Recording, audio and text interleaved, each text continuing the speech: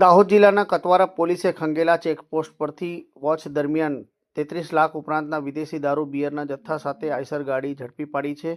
20 લાખ ઉપરાંતની કિંમતની આઈસર ગાડી તથા 2 મોબાઈલ ફોન મળી પોલીસે કુલ 53 લાખ રૂપિયાના મુદ્દામાલ સાથે આઈસર ગાડીના ચાલક સહિત 2 જણાની અટકાયત કરી હોવાનું સૂત્રો દ્વારા જાણવા મળી રહ્યું છે.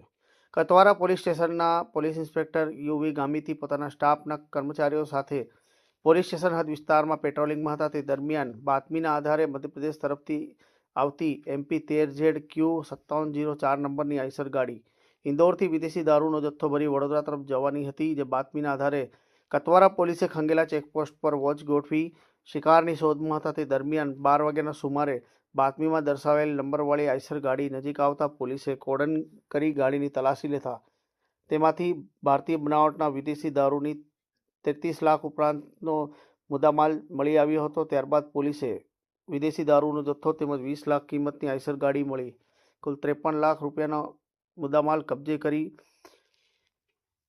આઈસર ગાડીના ચાલક અમરતલાલ હીરાલાલ પરમાર તેમજ શિવનારાયણ કમલસિંહ શિવપરિયા જે ઇન્દોરથી દારૂનો જથ્થો ભરી બંટી યાદવ